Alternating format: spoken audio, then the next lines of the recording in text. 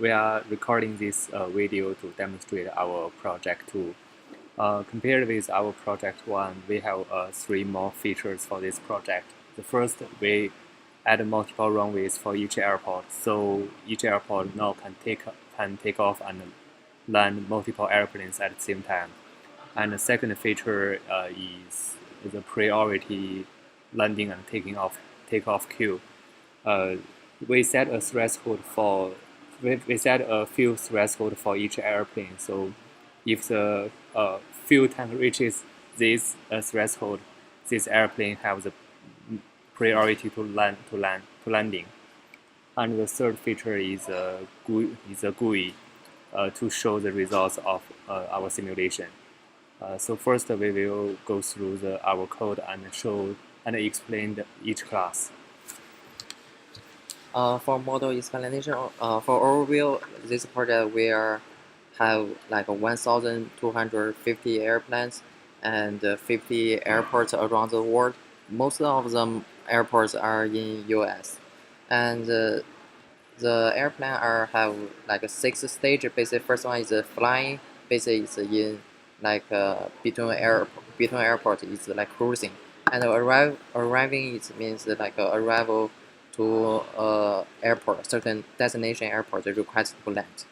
And third one is the landing. Basically, it's the tower say, okay, this airplane is ready to land. The runway is open.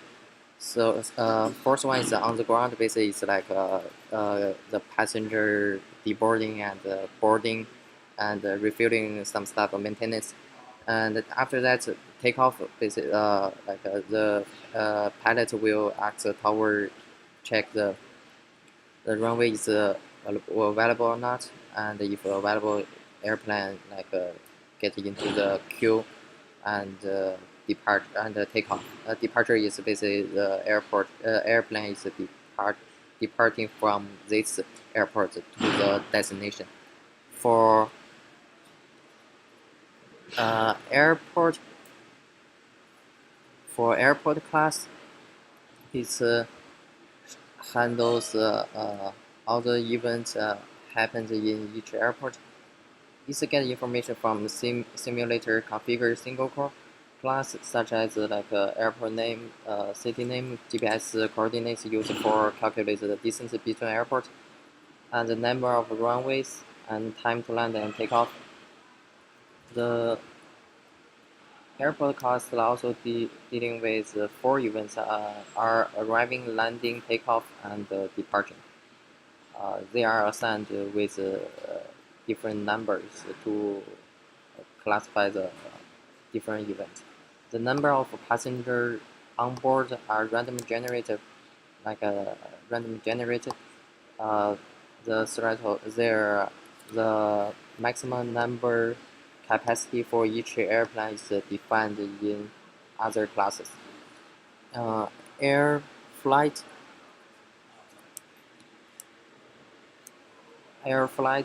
class is contain all the information about each flight. Is tracking flights based on their unique flight number. Basically, it knows this flight is origin and destination airport, and the flight time based on the flight time calculated based on the airplane type. So they are associated with cruising speed, also the distance between origin airport and destination airport. Also have the maximum passenger capacity. Airport event class. Airport event class is a subclass of event. Airport event class is tracking all the events happened to the airport. And finally, it's more important is simulator configure single core. Single core means it's unparalleled. Yeah, we will do the parallel simulation in project 3. So we named this in single core. Its input it have the input information for different type of airplanes. So we have 3 airplane types, Boeing 747 and 2 Airbus. Also, there are 50 airport information, so like airport name, city located, uh, city located, and GPS coordinate, and the number of runways. As mentioned before, we for additional features we have like a multiple runways. The minimum San Diego have the minimum number of runways is have only one runway, and some other airports have like a 2, 3, up to 7 runways.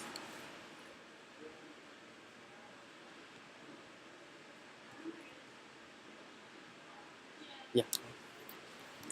Okay, so now I will run this model. And running this model is pretty straightforward in the IntelliJ IDE. So you just need to go to the main function, and the parameters used here is a simulation total time and a simulation start time. And the locality is used for the project 3, so we will ignore this parameter here. And we just need to run this. Yeah, run code. Yeah, there is no output in terminal. Instead, we write the output in CSV file. So here we show the here.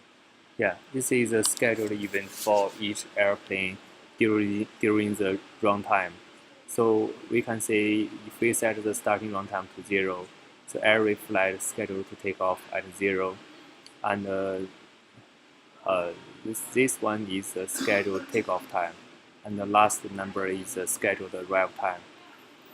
And so this is just the scheduled event, and we have the real-time event recorded in another CSV file. It's very long. Okay, from the very beginning, so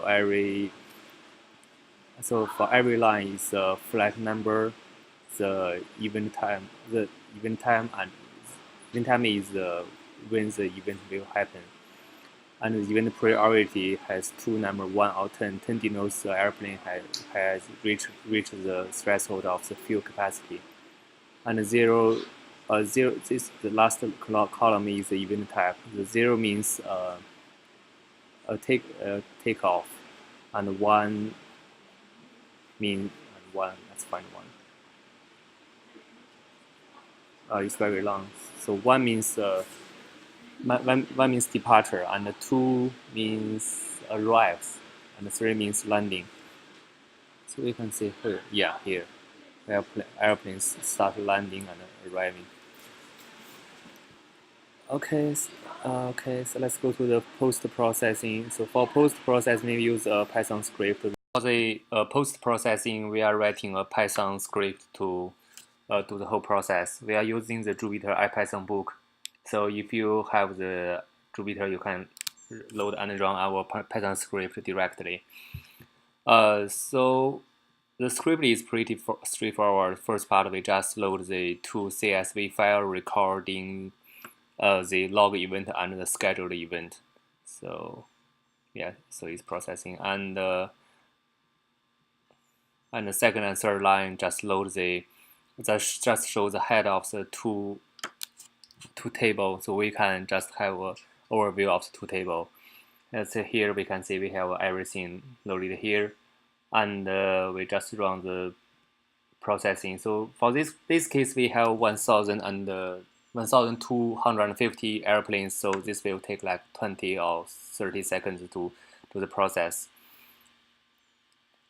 And the whole process is just to calculate the delayed time for each airplane using the scheduled arrival time and the real arrival time, which the real arrival time can be derived from the event log, and the total and the passenger flow can be calculated directly using the passenger number on each airport. on each airplane. Sorry. Yeah, and the results comes out. So we can see we have the output of the total delay time, which just sum up all the delay time of each airplane, and the circle time is the sum of the circle time of all airport, and also the passenger number. So if you want to plot if you do the experiment several times, and you want to plan the change over every experiment, you need to run this manually and take down these three numbers. And then we run the plot script. So the first plot is show the passenger number of each airport. The negative number denotes the departed passenger, and the positive number denoted the arriving passenger. So we can see the mean of the all passenger is equal to 0 because the all passengers conserved. And the second plot is the circling time of each airport. So we can see for this airport is San Diego. As we mentioned before, there is only one runway of this airport, and so the circling time are pretty high compared with other airport. And the third plot is the delay time for each airplane. The x-axis denotes the airplane number. The y-axis denotes the delay time in the unit of second. So we can say, so each cluster actually represents each airport. So every single line denotes one airplane. So we can see with the increase of the airplane ID for one airport, the delay time increase because the large airplane ID scheduled later than the small airplane ID. Also, we can see for this cluster, this bar is San Diego, so the delay time are also very high. And next, I will let my teammate to show you the GUI design. So right now I'm gonna show you the GUI for our airport simulation. So right now this is the layout of the GUI application. We have a select, which we can select the airport that we are interested, and then we click the go button. Then all the events that are associated to the airport is shown in the departure board and also the arrivals board. So on the board we can show the flight number for each air event, and to the destination, and also we can see the scheduled departure for that event and actual takeoff time. Also we have a status showing whether the flight delayed or on time. On the arrivals board we can see very similar thing, except we can see the from. Very similar thing. So for example, if we click this airport and then we click go, wait for a second.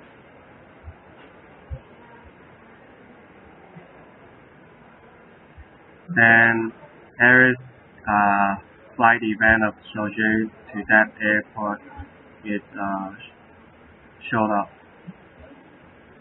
As you can see, we can sort according to what we want. Sort function. If we click the flight number, the row of the flight number, there is a message associated to that flight event. Give us information about the flight number, the airplane type, the from and to destination and origin, number of the passenger on board, scheduled departure time, actual takeoff time, scheduled arrival time, and landed time. Then we click OK.